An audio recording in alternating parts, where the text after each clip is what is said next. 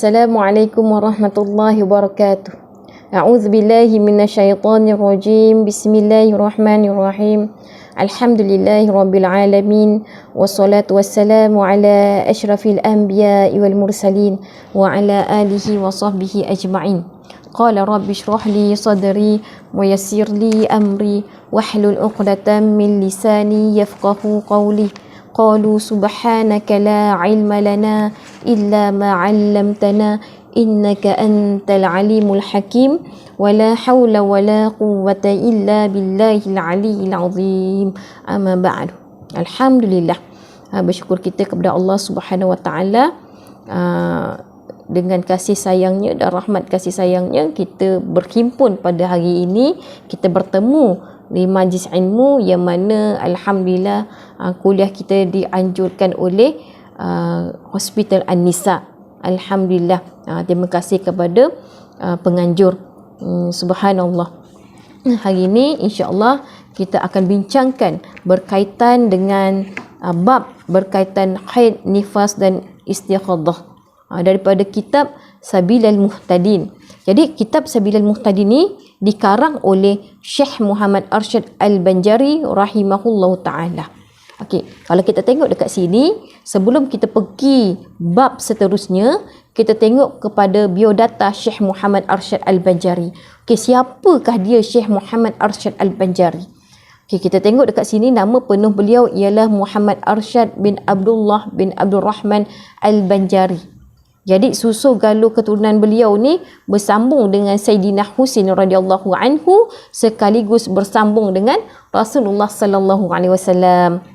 Okey. Jadi beliau ni merupakan seorang genius mendalami ilmu agama sejak pada kecil lagi. Jadi dan pada umur 30 tahun beliau berangkat ke tanah suci Mekah semata-mata untuk mempelajari ilmu agama daripada masyayikh di sana.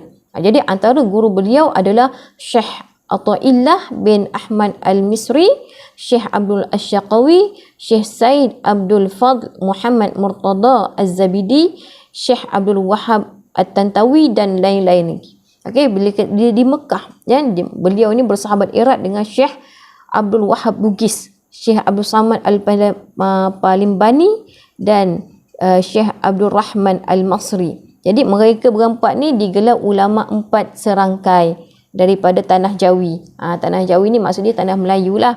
Okey. Jadi keilmuan Syekh Arsyad diiktiraf oleh ulama seantero Nusantara. Jadi selain pada tu kitab karangan beliau yang masyhur adalah kitab Sabilal Muhtadin, Tuhfatul Raghibin, Risalah Usuluddin, kitab Ilmu Falak dan banyak lagi. Banyak lagi kitab-kitab yang dia telah dihasilkan.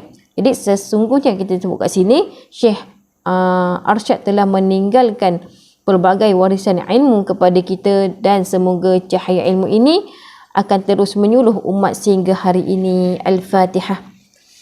Auzubillahi minasyaitonirrajim. Bismillahirrahmanirrahim. Alhamdulillahirabbil alamin. Arrahmanirrahim. Maliki yaumiddin. Iyyaka na'budu wa iyyaka nasta'in. Ihdinas siratal mustaqim. Siratal ladzina an'amta 'alaihim ghairil maghdubi 'alaihim waladdallin. Amin. Okey, alhamdulillah, kita pergi kepada babul haid wal istihadati wan nifas. Ini bab pada menyatakan haid dan istighadah dan nifas. Haid. Jadi bila kita sebut kat sini, kita bahaskan pasal yang menyatakan haid ni tadi. Bermula erti haid pada lughah. Daripada lughah maksud dia apa? As-sayalan. As-sayalan artinya mengalir. Dan dari segi syarak, dan erti haid ni sendiri adalah daripada syarak. Kalau disebut syarak, disebut haid. Okey. Kalau kita damun jibillati yakhruju min aqsar rahimal mar'ati fi halis sihhati fi awqatin makhususatin. Okey, disebut kat sini darah tabiat. Maksud dia apa? Darah tabiat, maksud pada darah tabiat ada darah perangai. Ya, yang keluar ia daripada kesudahan, hujung kesudahan rahim perempuan. Maknanya apa? Kesudahan rahim perempuan maksudnya hujung urat rahim. Hujung urat rahim pada ketika sihat badannya di dalam segala waktu yang tertentu. Okey. Segala waktunya yang tertentu. Iaitu maksudnya ada waktu-waktu dia.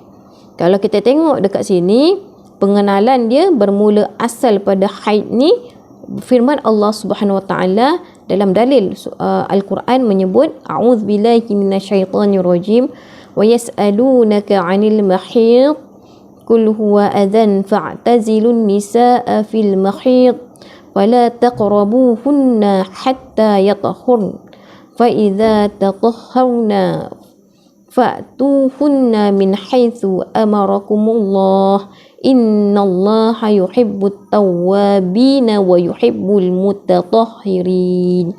Okey. Disebut yang di sini dan ditanya oleh mereka itu dikau ya Muhammad, kan, daripada haid ni tadi, ketika katakan olehmu ya Muhammad, iaitu darah yang cemar. Maka darah yang cemar ni adalah darah yang kotor. Maka tinggalkan oleh kamu akan jima' dengan segala perempuan pada ketika haid. Dan jangan kamu hampir akan mereka itu dengan jima' sehingga suci mereka itu daripadanya. Maka apabila bersuci mereka itu daripadanya, maka datang oleh kamu akan mereka itu kerana jima' pada tempat yang disuruhkan Allah Subhanahu Wa Taala. Menjauhi dia pada ketika haid, iaitu farash, dan jangan kamu melalui, iaitu melampaui akan dia kepada yang lainnya. Ini larangan Allah Subhanahu Wa Taala yang mana Allah berfirman dalam Al-Quran menyebut bahawa bila mana seorang wanita ni didatangi haid, maka seorang suami dilarang untuk berjima', untuk bersama dengannya, sehinggalah bersucinya seorang wanita itu suci, bila mana suci dan dia sehingga wanita itu mandi, selesai suci dan dia mandi, dia bersih, kemudian dia mandi, barulah boleh mendatangi suami itu, boleh mendatangi seorang isteri itu sendiri. Dan sabda Nabi sallallahu alaihi wasallam, hadza syai'un katabahu Allahu ala nabati Adam. Inilah suatu yang telah disuratkan Allah Subhanahu Wa Taala akan dia atas segala anak Adam yang perempuan, iaitu haid. Okay, haid ni nak sebutnya bahawa fitrah seorang wanita adalah haid. Jadi ada juga di kalangan mereka tidak didatangi haid, tapi golongan yang sangat sedikit. Tapi kalau kita tengok pada fitrah seorang wanita, mereka akan mengalami haid ni setiap bulan. Okey. Dan hadis ni disebutnya riwayat Bukhari dan Muslim. Masya-Allah. Okey, seterusnya disebut apa? Kalau kita tengok kepada permulaan ataupun bermula sekurang-kurang tahun haid ni, sempurna 9 tahun qamariyah. Okey, sempurna ni maksud pada sempurna ni genap 9 tahun qamariyah, iaitu bulan hijrah. Qamariyah ni bulan hijrah dengan taqrib. Okey, hampir masuk 9 tahun lebih kurang. Maknanya lebih kurang 9 tahun. Tiada dengan tahdid, iaitu tepat.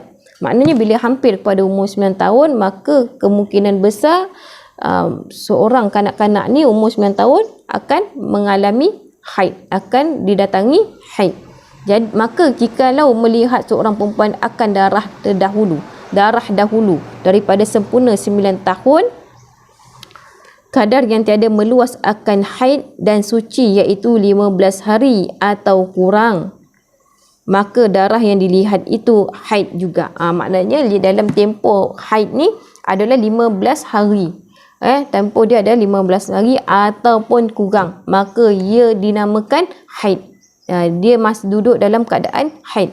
Bersalahan jika ada kurangnya daripada 9 tahun kadar yang meluas akan haid dan suci itu, iaitu 16 hari atau lebih, maka darah yang dilihat itu adalah darah rosak, bukan darah haid. Okey, bila mana dia melebihi kepada 16 hari, luas pada akan haid tu, dan suci iaitu 16 hari atau lebih, maka yang dilihat itu adalah darah rosak, bukan darah haid. Okey. Dan sekurang-kurang masa haid iaitu kadar sehari semalam, padahal ia berhubung iaitu 24 saat. 24 saat ni adalah 24 jam. Sekurang-kurang masa haid ni, sekurang-kurang kadar masa haid ni adalah 24 jam, iaitu kadar dia sehari semalam. Kalau kita tengok dekat sini, bermula dikenaki dengan berhubung bahawasanya umpama kapas, jikalau dimasuk ia ke dalam faraj, nescaya berlumurlah ia dengan darah. Maknanya kita nak tengok pada bermula ni, nak tahu kita ni datang haid, maka kita masukkan kapas tu dalam faraj kita. Bila mana berlumur darah ataupun kesan darah, maka ia dikira haid. Dan jika tiada keluar darah itu kepada yang tempat wajib kita basuh tatkala istinja sekalipun. Jadi dan hanya saja dia qaidkan ataupun disyaratkan darah yang kadar sehari semalam itu dengan halnya berhubung, kerana bahawasanya yang maksud menyatakan sekurang-kurangnya haid dan tiada tasawur, iaitu digambarkan, yang menyatakan sekurang-kurang yang sekurang-kurang melainkan serta berhubung dari, kerana jika tiada berhubung darah seperti dalam putus-putus. Darah tu seperti putus-putus. Maknanya dalam dia putus-putus keluar darah tu. Kan? Dalam 24 jam tu dia keluar putus-putus. Maka tiada sunyi ada kalanya sampai perhimpunan darah yang bercerai itu sehari semalam. Jika tiada, maka ia nescaya lazimlah lebih ke atas sekurang-kurangnya bahawa naqa'. Yang pada selang-selang sekalian darah itu haid pula seperti darah itu. Jika tiada sampai himpunannya iaitu sehari semalam, maka dia bukan darah haid. Dekat sini dia nak sebut, kalau kita tengok pada kadar haid ni adalah 24 jam. Kadar dia adalah 24 jam. Bila kita nak tahu, kita kena cek. Dalam 24 jam tu kena cek molek kita punya faraj tu melalui kapas. Maknanya kena cari kapas lah. Kena cari kapas putih, kena cek. Bila mana ada darah, masa dia masih duduk dalam keadaan haid. Sehinggalah bila tempoh dia adalah 24 jam. Kemudian bila dia kata dia putus-putus dalam 24 jam. Dia tak cukup kepada tempoh 24 jam tu, maka dia kira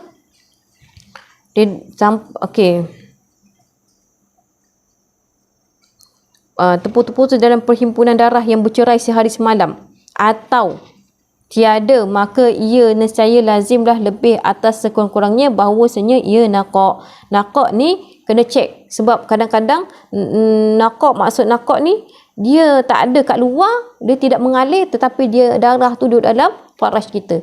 Jadi dalam 24 jam walaupun dia ada tak ada kena cek sehingga cukup 24 jam tu sendiri. Cukup pada 24 jam. Jadi bila mana kadang-kadang tak semestinya darah tu mengalir, tetapi ada juga darah yang tidak ada kat luar tapi dia dekat dalam.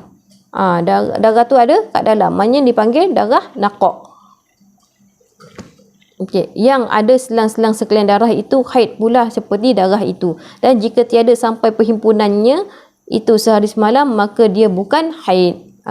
Maknanya bila tak sampai pada 24 jam, dia bukan darah haid. Dia panggil darah fasad. Dia panggil darah fasad.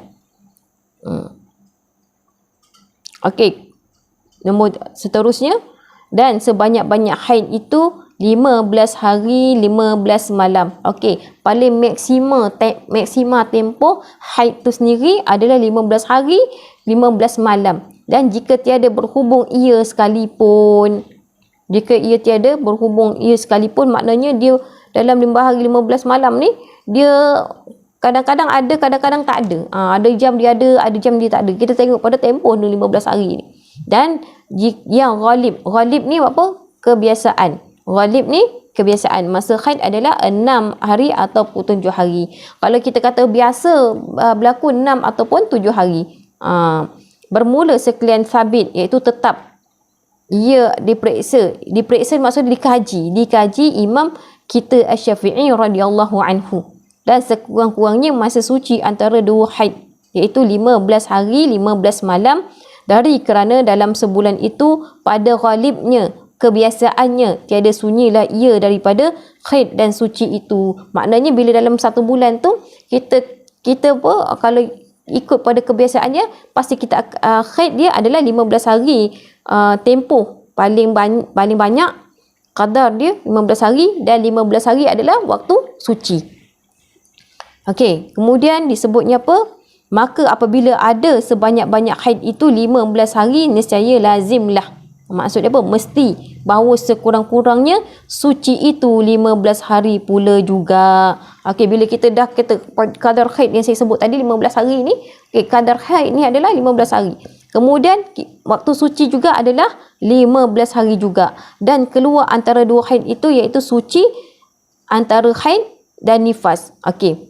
Antara haid dan nifas, maka ia harus bahawa ia kurang daripada 15 hari, sama ada haid terdahulu haid daripada nifas ataupun kemudian ia daripada nifas, daripadanya iaitu nifas.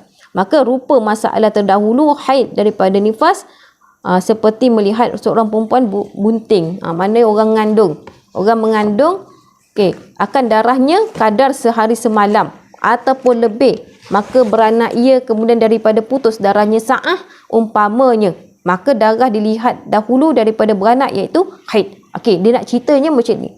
Dia nak cerita bahawa orang yang mengandung ni dia mengandung.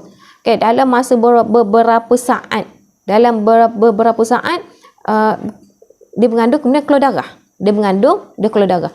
Dalam beberapa saat dia kan, dalam beberapa saat tu nak sebutnya haid ni dia dalam beberapa saat tu dia beranak sehari semalam, darah dia keluar sehari semalam atau lebih, maka dia beranak kemudian darah diputus adalah sementar, seketika umpamanya, maka yang dilihat dahulu tu adalah haid. Adalah haid. Dia keluar darah masa dia mengandung ni, maka dikira haid. Dalam ketika lepas tu dia bersalin, selepas dia bersalin baru dikira nifas. Okey, kat sini dia sebut dan lupa masalah terkemudian haid daripada nifas seperti bahawa putus darah nifas kemudian daripada 60 hari. Kemudian daripada sesaat umpamanya keluar darah kadar sehari semalam ataupun lebih, maka darah yang terkeluar itu adalah darah haid. Okey. Bila mana dia duduk dalam keadaan nifas? Okey. Bila duduk dalam keadaan nifas, dia boleh jadi bila mana dia dalam 60 hari, kan? Daripada 60 hari. Kemudian selepas 60 hari itu sesaat, maknanya seketika umpamanya keluar darah sehari semalam atau lebih, maka darah yang keluar itu adalah darah haid. Dan masa suci antara keduanya pada misalnya adalah sesaat. Suci dia adalah sesaat. Suci orang kalau kita tengok dekat sini, nifas kepada haid adalah sesaat. Suci dia. Maksudnya terhenti suci dia adalah dengan kadar sesaat. Maka dia disebut haid. Okey.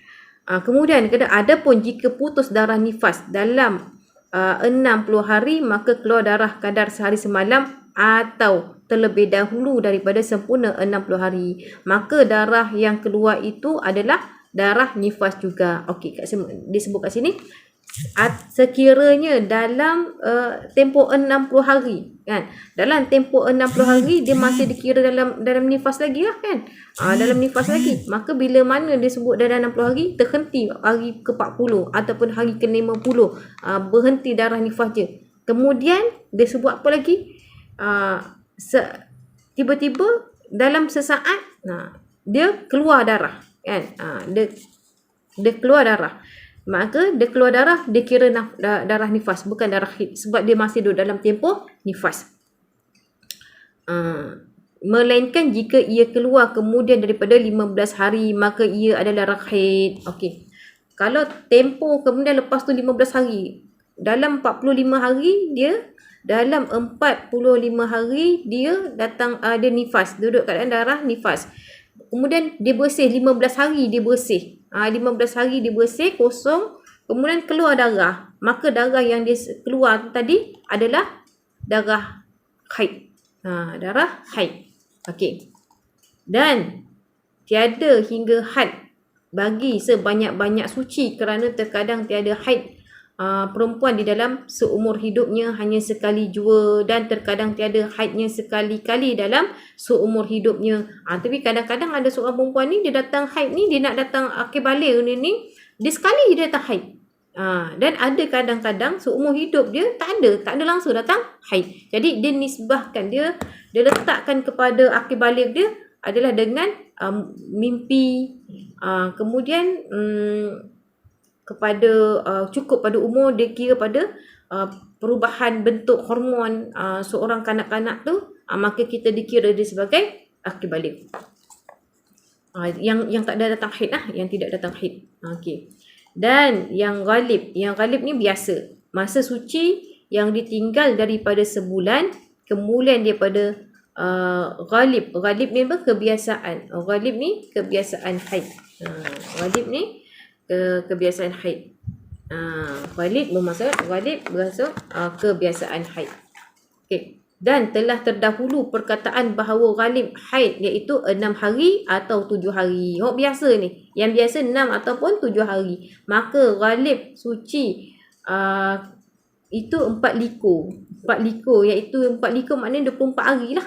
24 hari. Atau 3 likur. Likur ni dia panggil 20 lah. Likur maksud dia 20. Maknanya atau 3 likur maknanya 23 hari. Inilah jika ada bulan itu genap 30 hari dan jika ada kurang sehari semalam. Maka ghalib suci itu 3 likur. 3 likur ni 23 ataupun 2 likur ataupun 22 hari.